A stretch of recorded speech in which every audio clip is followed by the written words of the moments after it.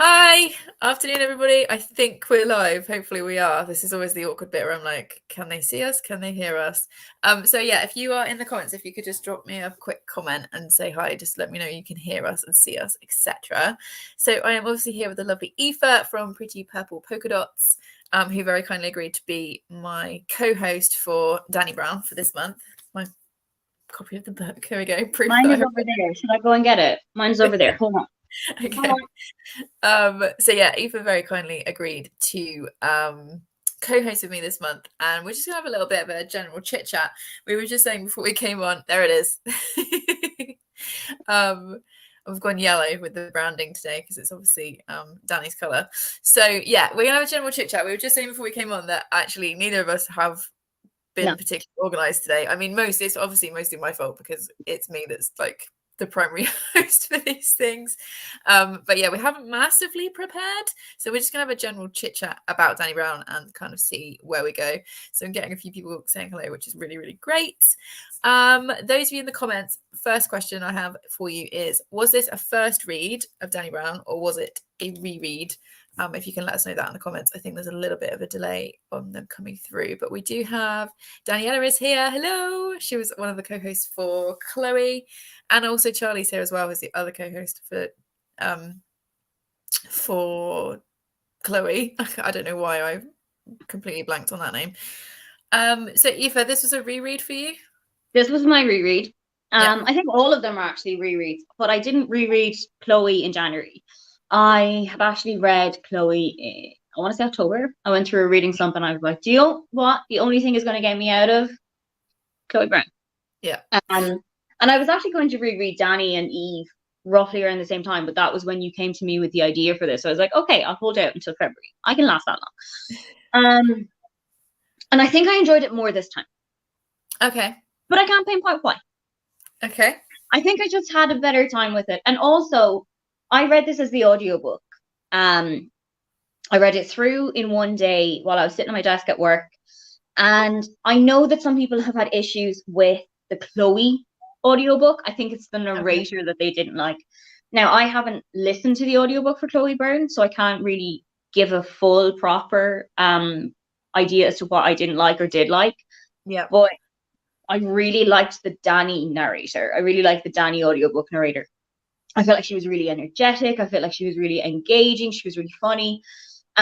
So I wonder if she's the same person, A, that did it for Chloe, and B, that did it for Eve. Eve. Yeah. So I'm gonna go check Scribd, and I'm gonna see if it's the same name. Are they on Scribd? Because they're on Scribd.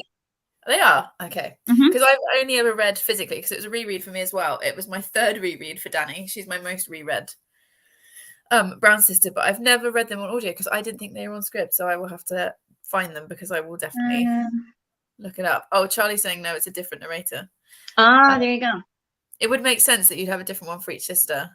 It would. It does give. It gives them a bit more of a, gives them more of a different kind of feeling of each other. If that makes sense. No, they all seem to. I think Eve and Dani have the same narrator, but Chloe was different. Okay. And actually, a friend of mine read Dani as well in February, and she had read Chloe a while back. I don't know when back. But she said that she was a little bit concerned that she felt like they would just be the same person, but in different books. They'd be the same person, but in different bodies. They'd be the same person, but different surroundings. And she said to me she was really glad that that wasn't actually the case. Yeah. Dani was very specifically Dani. Chloe is very specifically Chloe, and Eve feels very specifically Eve. And I wonder if that's something that maybe those who had only read Chloe and are reading Dani for the first time, or when you read Dani for the first time yourself, I wonder if that's something that other people had noticed or had thought and were like, I really hope that this isn't just like a carbon copy of her sister, but with a different name and with different colored hair. Yeah. No, I think she's right. They do feel very distinct from each other. They do. Yeah, because obviously I reread Chloe in January, which was the first time that I'd read it since I read it originally, which was like 2020. And it does feel very different. And then obviously them going on and reading Dani. I'm really excited to pick up Eve this month because I've also only read Eve once. But they do feel, to me, they feel very distinct from each other. And I think it helps that their romantic leads as well are very different from each other. Like all the boys are very different. Exactly.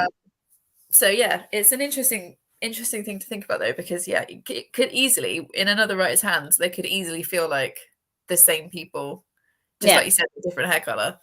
But yeah, to me, they definitely feel very distinct.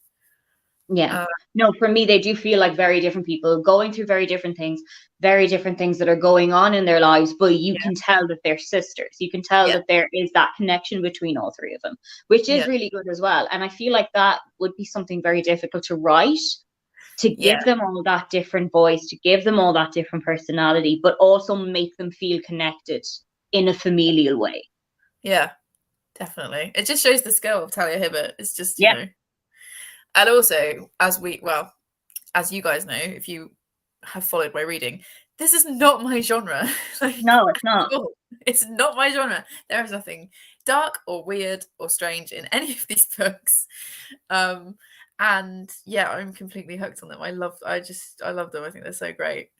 And that's the writing. So I've also Have you read any other Talia Hibbert books? I was just gonna say I've got Highly Suspicious and Unfairly Cute is on my TBR. I really like that. I think that's one to bring into the library when you're finished in school.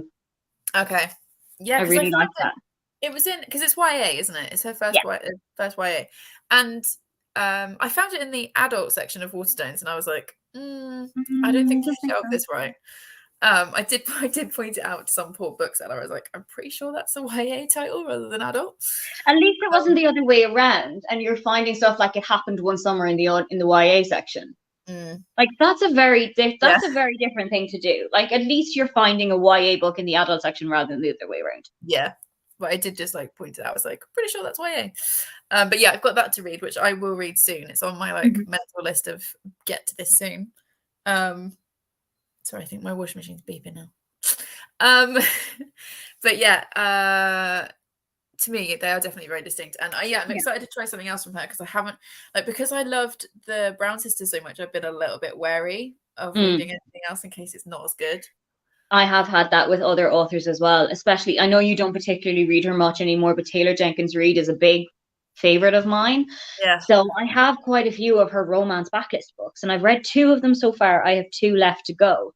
Yeah. But when I started the first one that I wanted to go back to, I was like, what if it's not the same? Because it's a very different vibe to what she usually writes, or what I have read of what she has already written. It's very different settings, very different scenarios. It's not the linear historical fictions that she's doing. Yeah. So I do completely understand that when you're going into something different from them, and it's a completely different genre, it's a completely different age category, it's a completely different spice level even, that you can have that kind of, is this going to be as much for me as her other stuff was? Yeah. So hopefully it is. Hopefully it is as much for you as the other stuff has been. Yeah, well, I thought because it's YA rather than adult, I was like, let's give this a try, because I like her writing. And we'll just see. And it looks, it's literally called Highly Suspicious and Unfairly Cute. Like, it looks adorable. I was like, I've got loads of like weird, dark stuff on my shelves, and sometimes I need something that's cute as a kind of like palette cleanser or whatever. So I feel like it'll be good for that. So yeah, and it was also a total cover buy. The cover's beautiful. It is so cute. It's such a nice cover. So yeah, although I don't know who does her covers, because I really like the illustrations for the Brown Sisters as well. These are so cute. And just Ashley Caswell did these. I'll go check my copy of Highly Suspicious and find it in the pile. Illustration by Millie Belmore. Oh, okay, because it has a very similar vibe. Probably not pronouncing that correctly, but Millie Belmore. Very similar vibe. Yeah. So, no, it's cute. So, did your star rating change at all when you read it a second time? Not at all. Because I gave it 5 stars first, and I gave it 5 stars again. But I don't think I was expecting it to change anyway, because Dani is my favorite of the sister. Like, Dani's my favorite of the books. Yeah. I don't think she's my favorite sister, but she is my favorite of the books. Yeah. Zach is my favorite of the love interests. Yeah. And it's one that I personally associate with because Dani and I are both bisexual. I also want to end up married to somebody who reads romance books and plays rugby. Like, that is top tier what Aoife's looking for. So I felt like I was more looking for how did I connect with the story this time, knowing that side of it, knowing how much I either associated it myself or how much I wanted to associate with it in future. But no, it didn't change. Did yours? No, that's good. No, I mean, when I read Chloe, I took that down very slightly from a 5 to a 4.5. Mostly because, like I said, I hadn't read it since I think it was 2020 when I read it originally. And for me, it's got the miscommunication trope in it, which irritates me. I'm just like, just have a conversation. Like, please just have a conversation. So it brought it down very slightly. And Dani, this is my third reread. It will always be a 5-star. I think I love it. I'm the same as you in that she's my favorite sister. I always say it's my favorite book, but I've just got this feeling that Eve might become my favorite book on reread. Although Red is my favorite male lead, but I think that's because I'm married to somebody who has a motorbike and is very artistic. So see, that's what happens. That's just, we're associating with the guys that we want. Yeah. Read the romance hero you think you deserve. Exactly. And I know we're talking about Dani, but there's the bit in Chloe Brown when she talks about being on the back of his bike for the first time, and I was like, yes, Did you associate with it? I remember that. That, like, that first time when it's terrifying and also quite exciting at the same time, and it's just, it's a good time. So yeah, I think as well, for me, something else that made me really love this book is that it has my favorite trope in it, and that is fake dating. Like, if there's a fake dating book, hook it to my veins. So I think that was another thing that really drove it on for me. And I didn't even get as bogged down with the third act breakup as I had with Chloe. And I wonder, I won't be reading Dani, or I won't be reading Eve in March, because for March I embrace my nationality and I just read Irish books. But when the start of April runs around, I'll start rereading Eve again, and I wonder if I'll have those same things with Eve that I would have had for the first time when I read it. And I know we're going completely off topic here, but I was like, oh, it's really long. Oh, I find Eve is a little bit this. Oh, I don't really like Jacob for this. I kind of wonder if, like you, if Eve is going to pivot a little bit more, or if it'll stay the same, or if it'll go down even. I think one of the reasons that Dani's my favorite sister is because I feel like of the three sisters, I'm the most like Dani. Okay. And so I think Eve, like, I don't see as much any. Well, I think I'm kind of a mix of Eve and Dani in that I am a bisexual, chaotic mess. I think for me, it's that, like, hyper focus. She's quite hard on herself. Wants everything to be perfect. And it takes a while to kind of come around to the idea of Zaf in a romantic way, even though it's like screamingly obvious in her face immediately, like in your face immediately, that they're going to end up together. It takes her a while to kind of catch up with that. So I think that's where I see myself, whereas Eve is very opposite to me. So I don't kind of connect with her as much as a character. However, I thoroughly enjoy the storyline and what happens and all the chaos and all that stuff. So I don't know, I guess we'll find out next month or this month, even when I read Eve, and work out like a final ranking. But Dani's definitely my favorite sister, but we'll see if it ends up as my favorite story or not, because I do like the forced proximity which is in Eve, so that's always fun. I like the forced proximity as well, so I feel like reading that side of it as well. And also I'm going to be rereading the pond scene, which I was very interested in for my first read, so let's see if I am just as interested in it for the second read. I guess we'll find out. So we got some comments coming up now. We suddenly had a little like rush of comments. I don't know if there's just a delay today. My laptop's not always great, but people were saying, so Charlie's rereading was a reread. Faye said it was the first read. Faye, what rating did you give it? I'm always intrigued to see what ratings people give it, if you rate books. I don't want to assume people do. Daniela is reading all the books for the second time, so reread for her. That was good. She also said, I think because all the sisters pop in Chloe, I wasn't worried. That's a really good point, actually, because we do meet them in Chloe, and they are very different. And you do see little kind of snippets of their personality when they arrive in Chloe. Like, you see Dani's kind of type A personality, and Eve's just kind of, I don't care. I think I'm this child. I don't give a shit type personality. because I think it's a bit of that thing, isn't it? Because even though like I'm the oldest sibling, and even though Dani Brown isn't the oldest, she kind of behaves like it a lot of the time. And she's the one that's like making sure that Chloe's got food in her fridge and making sure she's taking her medication and all of that stuff. Whereas Eve's just like bouncing around. Big eldest child energy. Maybe that's why we associate with her so much. Because I'm the eldest child as well. Yeah. Because she definitely feels like the older sister, even though she isn't. Yeah. But she's very that A type, organizing everyone. This is what we're doing, all the rest of it. So yeah. But yeah, it's good that it's nice. I think Daniela's right. It's that like you get that little glimpse of them in Chloe, and then we can see how different they all are. Charlie was also agreeing with you, saying they are distinct, but you can feel that sisterly connection. Yeah, you definitely can. You really can. And they've all got. Is it Gigi, the grandmother? I love her. So do I. We need a story. I want a Gigi book, man. Yeah. I will not sleep until I get a Gigi book. Even like I would take even like a novella. I just need something. I even take 2 chapters in an email. Yeah. Yeah. That's fine. I'll take handwritten. We just need something from her. You've read The Roommate, right? Yes. I've also got a second one. Rosie Dannon wrote a chapter between the events of The Roommate and the Intimacy Experiment and put it on a Google Drive. Okay. I read it constantly. Yeah, I will read that before I read Intimacy Experiment. But yeah, that is what we need. But you can sense that they've all been like raised and influenced by the same person. And kind of have a little bit of her chaotic energy in them. So we've got morning, hello, we're all good, thank you. Brianna's also here, hello. And she said, what time is it for you? Hold on, I can tell you. Hold on. I can tell you. I've got her time zone on my phone so that I know I'm not waking her up with messages. It's 7 a.m. Oh gosh, morning, that is early.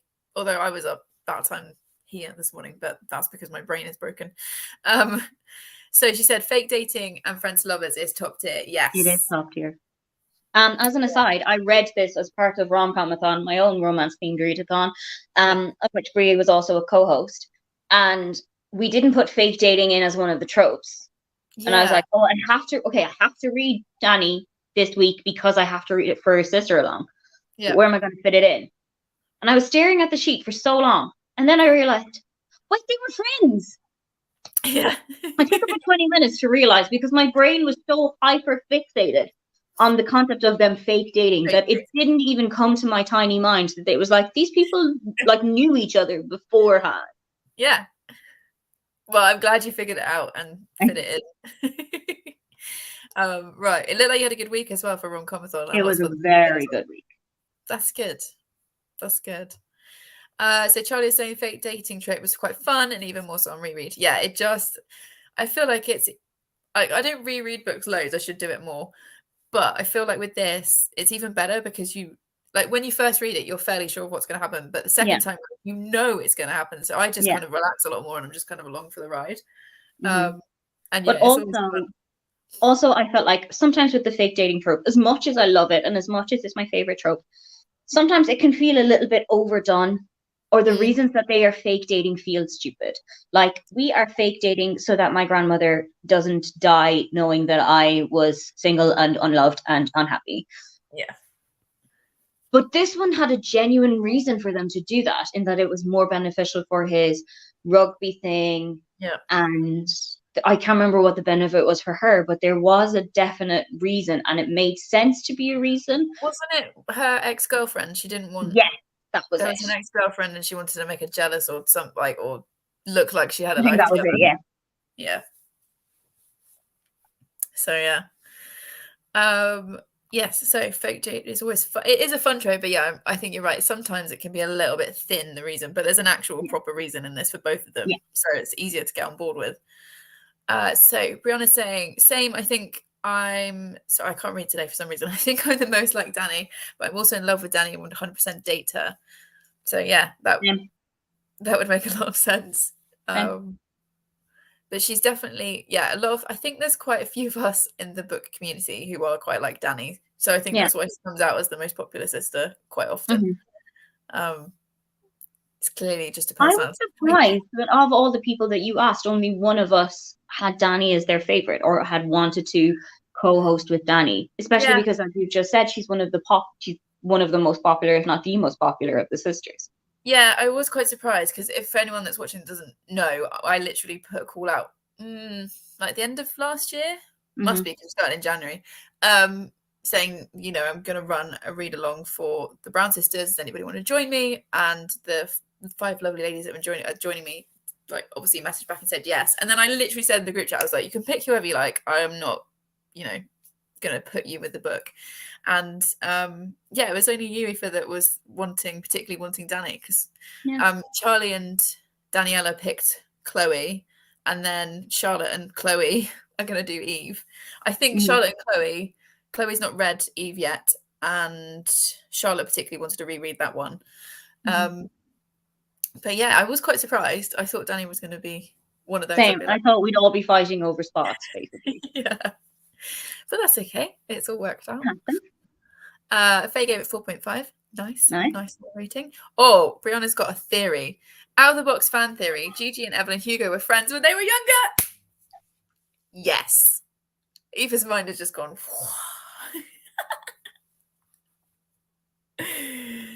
Yeah. Okay. You've gone so high pitched I can't even hear you. I want to see it. I want to see Gigi at one of Evelyn's movie premieres. I want to see Gigi just like fussing over her with a feather boa and trying to fix her hair and fanning out her dress I really want to see that now. Thanks, Brie. And then like the two of them like running around Old Hollywood as well together, causing chaos. Okay, so do we start a petition with Talia Hibbert or? Yeah, you take Talia Hibbert and I'll take TJR, and we'll just meet in the middle. Fine, we can make a start on that today. Yeah. I love it. She's been broken up by her dogs. Yeah, that happened to me, but with cats this morning, because my 3 cats. So on a school day, my alarm goes off at 5:45. And the cats get their breakfast about 6:15 once I've showered. So on the weekends, at about 6:15. Cats don't have the concept of a weekend. Huh? Cats don't have the concept of a weekend. No. So we get to about 6:15, 6:30 if I'm lucky, and then they start gathering on my pillow. And there's 3 of them and 1 of me. So, you know. Yeah. And also, if they don't have space on my pillow, what they do is just sit on the top of the chest of drawers, and it's really creepy because I can just feel. Oh yeah, that is horrifying. Yeah. So it's like, okay, I will get up. So yes, I feel your pain with that one. Okay, so Daniela said, for me, Dani will probably remain my favorite book because I find it the most real and most hilarious and rom-commy without a bit of cringe, like in the beginning of Eve. Yeah, there is a little bit of secondhand embarrassment in Eve. Nobody breaks their arm. We'll say it like that. Yes, that bit. Yeah. So I think Dani tends to be the most popular I've found. A mix of Chloe and Dani. Yeah, okay. I can see that. My call out. Okay, I think that's what Brianna's talking about. It was at the end of last year. It's fine. Don't worry about it. Okay, so talked about a few things. I did find some very quick questions because I'm really prepared today. So one of the questions they've got here, this is just literally taken from the libraryladies.com, which is like a really interesting book review place. It said, do you think that Dani and Zaf's relationship will last in a real world setting? Ooh. Yeah. I think yes. I think sometimes you do. I think sometimes, because I'm a very heavy romance reader. Yeah. So sometimes you do have is this happy for now or is this happily ever after? But I think that they are happily ever after. I think that they have the basis of their friendship. A lot of relationships that are born out of friendship do tend to go the distance, book and real life. Yeah. So I feel like because they have that foundation of a friendship before they start to turning it into something else, because they know each other so well, they know each other's quirks. He knows her coffee order. She knows that he has anxiety about so many things and she can help him through that. I think that they have got the basis to last the distance. And if something did come up, like something really difficult, like a big anxiety attack, which can happen and does happen, I feel like they're equipped to deal with it and not let it shatter the relationship. Whereas for others, maybe for Eve and maybe for Chloe, who had just met the love interest in this book, I don't think it would have, like, they probably would also have lasted, but for something like that, I don't think they would have lasted as well. They would have gotten through it as well. Yeah. And I think you're right. I agree. I would hope that they would be together. Like, they're definitely one of the book couples I'd be like, but they can't break up ever. Yeah, no. Don't be ridiculous. Which shows you the skill of the writing, because like I said, it's not my genre. Usually I'm like fairly like, oh, I don't really care, but I really care about these characters. Yeah, and I think you're right. They've got a really good foundation, and they both kind of take the time to learn about each other, don't they? And each other's kind of like trigger points, basically, and all their little quirks and stuff. Yeah. Yeah, because one of the other things I love about this and the series in general is the mental health rep in the men. Yeah. Because it's so rare, or maybe I just haven't read enough of the right books, but for me, it's so rare to find male characters in books that experience things like anxiety, grief, depression, all that kind of stuff. And I feel like she handles it really well. And it's just nice that, like, because Zaf's this big, like, rugby playing guy who looks tough and mean and has this kind of, the security guard job and all that stuff. But he also has really bad anxiety and he's grieving. Yeah. And he reads romance books. And it's just like, it's just nice to have, like, that kind of rep. Yeah. Because it's quite rare. Like, I haven't found it in many other books. And I feel like it's something that happens a lot in real life. Like, I've seen a lot of posts online about how you don't have to fear the biker gangs in America because they are always the ones who will be so respectful to women and who will be really gentle with women, and who, like, there's biker guys who go around with daisies on their helmets, like daisies painted onto their helmets and things like that. And I feel like that, how Zaf was written, might kind of be shattering some of the ideas that people have of these biker gangs being really tough, really burly, really, oh, don't speak to them because they're so gruff and aggressive. I feel like this book might be helping to kind of reverse some of the thoughts that we've had there. Yeah, because I also like, because he's obviously mentoring other young men and, like, teenagers and stuff, and I really like how he talks to them and deals with them, and obviously someone who spends all day wrangling teenagers to varying degrees of success.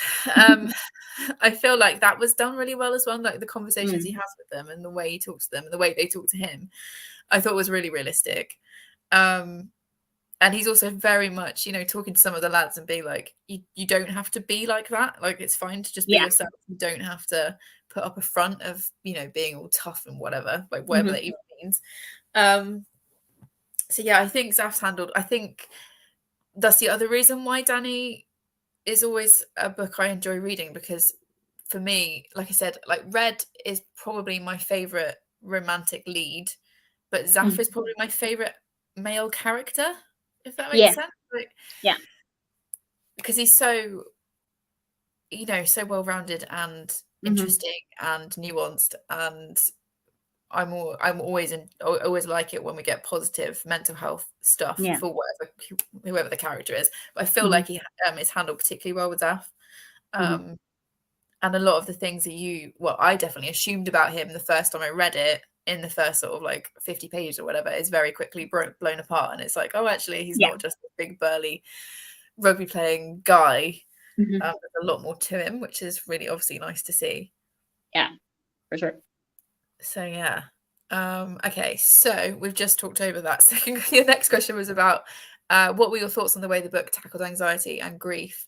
Did these themes feel well explored? Which you've kind of covered. But... As somebody who suffers a lot from anxiety herself, it felt really refreshing to see it dealt with in such a way in the book. To have somebody not brush aside a panic attack. Because Zaf does go through quite a heavy panic attack, maybe about 60-70% of the way through the book. And Dani never goes, come on. Yeah. There's kids in Africa that be dying. Like, she never tells him, okay, what you're worrying about is completely irrational. Yeah. You need to man the fuck up. You need, like, she never does any of that. She guides him through it. I think she does the 5 grounding techniques as well, Yeah. which is something that is really helpful to so many people, myself included. When you are going through this big flare up of like, okay, what can I see? What can I touch? What can I smell? Yeah. I feel like it was written in such a gentle and such a respectful way as well, that I felt very seen by it. Yeah. Yeah. Good. I did as well, as also somebody who deals with anxiety a lot. Yeah. I felt like it was really well handled. And you're Mhm. right, nobody ever, Dani doesn't ever turn around to him and say, get yourself, pull yourself together. Yeah. It's dealt with really sympathetically. Mhm. And just in the way that it should. Like, it doesn't, he's never made to feel weird or other No. because of what he's dealing with. Mhm. It's just part of him, and it's, something that she helped him deal with. Mhm. But also I feel like she doesn't ever try and take over how he's dealing with it either. It's like she's just there to support, but the decisions are on him, like what to do, which is how it should be. And as well, yeah, like I think that we've said before, it tackles male anxiety. yeah, And Red tackles male PTSD, male trying to come over an abusive, toxic relationship. yeah, Not only are these things that we don't really see a lot of in books, they're things that we don't really talk about in real life a lot. Like, yeah, you might have friends, brothers, nephews, etc., who are going through anxiety, who don't feel like they have any kind of an outlet to talk about it because, well, I'm just supposed to put up with it. I'm just supposed to deal with it. I'm just supposed to put a smile on my face and go out and deal with the world, because that's how men are conditioned to deal with any kind of emotions that come up. yeah. And I don't think that a lot of men are going to read these books. Unfortunately, they should. No. But if they did, I feel like it would give them that kind of insight to feeling like this is okay. Talking about things like this is okay. Sharing my experiences with other people is okay. I'm not the only one who's going through this. And it might open a wider conversation that is desperately needed. I know it's desperately needed in Ireland. It's probably also desperately needed in the UK, about how many men are going through all of these things and suffering it basically on their own because they feel like they can't express it. They can't turn to somebody about it because then it makes them seem weak. It makes them seem not as manly as they should be. Yeah. Which is obviously completely untrue, but that's what your brain presents you with sometimes. Because I would, well, it's making an assumption. I would assume the majority of people that are picking this book up are probably girls and women. So it's there's probably a lower percentage reading this that are men. Shouldn't be, because everybody should read it because the books are awesome in loads of ways. But it could be a good way of starting a conversation if you had a man in your life that you thought was maybe struggling. Maybe starting with like, well, when you read this book, it's really good, and then we can talk about it afterwards. It might be a good way of starting that conversation. But because yeah, a friend of mine has done that recently with Paris Dalencourt is About to Crumble, the second book after Rosalind Palmer. She said, one of the main characters really reminds me of you because they deal with anxiety quite a lot. They have ways of dealing with their anxiety and ways of compartmentalizing it and ways of minimizing it. And I feel like you would benefit a lot from reading this book and seeing what they do with that. So if that was the conversation we could have had with men, imagine what kind of a world we could live in. I know. Yeah, definitely. Because it also, I think I love the illustrations. We already talked about the covers. I love these books covers, but sometimes I think they do look like the book is just going to be just cute, just fluffy, like nothing bad. Whereas actually all 3 books deal with big, serious topics. Because as well as talking about Zaf's anxiety, he's also grieving. Sorry, Savannah's on the bed. She's asleep. One of my cats, and she's just done the biggest. Like, she's quite big. She rolls over, and so I think my whole thing went like that. Anyway, we're interrupting her nap time. She's giving me like, how dare we? She's like, how dare? But also, she won't move. There's like 500 other places in my house she could go and sleep. But this sounds like a her problem. Well, yeah, but also it's 2:30. This is where she sleeps. So this is where her afternoon nap is. So fair. So we're working around it today. But yeah, it's also dealing with not, which I felt like was also dealt with really effectively. And obviously grief is such an individual thing. Everyone's going to do it differently. But I felt like how that was represented as well, especially for a man who feels like he doesn't want to like burden his mum with how he's feeling and all that kind of stuff. That felt unfortunately really realistic. But also one of the other things I really like about this book is it doesn't feel at the end like they've both cured each other of like everything that was wrong, you know, or off kilter or whatever in their lives. It never feels like, oh, by the end they're completely healed from all their trauma and the other person has completed them. That's never what it feels like. And I think that that's good as well. It's that it shows you somebody else can't fix you. Yeah. Like having a partner is great. Having somebody that you can turn to is fantastic. But they're not going to fix you. They're not going to fix the anxiety that you have. They're not going to fix the hyperfixation that you can have on work. You kind of need to work on that yourself in the like outside of the basis of your relationship. Yeah. And you know, your partner can support you in that. Yeah. But they're not gonna like nobody's sweeping in to fix you. It's up to you to do it. And I think that's a really important message to have, because exactly it's one of the problems I've had. I can't even think of an example off the top of my head, but like in previous like romance books that I've read, you get to the end and I'm like, oh, suddenly they're cured of everything and their whole life is perfect because which they've is now incredibly unrealistic, but okay. Yeah, I'm like, my eyes are gonna roll out of my head. Also, something that I really liked about this book, I don't know if you or anyone in the comments has ever seen The Princess Diaries, the film. Yes. But one of the lines that Lily says to Mia about her dad's passing is, it was 2 weeks ago, or it was 2 months ago. I thought you'd be over it by now. It deals well with the topic of you're always going to be grieving for them. There's always going to be something that comes up that reminds you of this person. Like my grandmother has been dead for 10 years next year, but there's still things that will come up. Yeah. And I'll still think about her and I'll still be like, oh, she would have loved this, or oh, this, like, she'll never be dead because somebody in my family does this thing that she does. Yeah. And I like that it shows that grief is a constant process. It just gets easier to deal with as time goes on. Yeah. Yeah. So yeah, there's a lot going on in these books, and that's why we love them. I think we've covered all the other questions on here already, so that's we're so good at this. So yeah, we've talked about rereading, we've talked about ratings and stuff, we've talked about the rep. There's some more comments coming up now. I swear, honestly, there's a delay today. So Bree said, I think they would be together. Yes. Zaf is so encouraging of Dani's work, and Dani supports Zaf's projects. They feel like solid partners. That's the thing, isn't it? It feels like a partnership, like they're a team. Yeah. So yeah. And then Charlie said, and I think she's right, Zaf and Dani balance each other's energy too. They do. Yeah. They do balance each other's energy. I feel like that as well.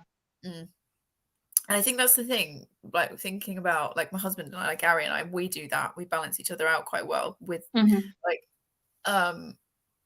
in terms of like, you know, when I'm feeling really anxious and stuff, he is really good at being steady and like being really calming. And then also I am slightly like this much more extroverted than he is, so occasionally I'll be like, we need to go out and see other people and do some stuff, and I will drag him out, and then once we're out he'll have a good time. So it kind of is that constant like balancing thing, which is just, you know, a good foundation for a relationship. Well, I've found it works all right 10 years in. So Brie also said he listens to romance audiobooks. How could you not love him? Exactly. He's just adorable. And not even just romance. He's listening, isn't he listening to like a really spicy scene? It's really spicy, yeah. And like one of his earplugs comes out, headphones comes out, which is genuinely my worst fear. Like, so I love it. Because speaking of The Roommate, when I was reading that, I read that on audio, I think. I was reading something that had a really spicy scene in it. I read audiobooks in my car when I'm driving to and from work. And I think it was The Roommate, but I was very deliberately not turning it on until I got all the way off site in my car each evening. So I was like, I cannot have, I think it was during the summer and had like windows down and stuff. And I'm like, I cannot have any of my kids hearing like naughty bits. That's fair. Like, no, I won't be able to go back. Not a book for them. I'd be like, I'm out. I'm not coming back. Like, that's not a book for them. Yeah. It's no. So yeah, that scene where his headphone pops out, or that comes out of the jack comes out of the phone or whatever, and it's Yeah, I just like, think it's that I felt that worst like nightmare. yeah. Worst nightmare. So Brie also said Talia has anxiety, so it's very much Ah. personal I feel experience. like a lot of her books are written from some sort of personal experience, though, because Highly Suspicious and Unfairly Cute has OCD rep, and she has OCD as well.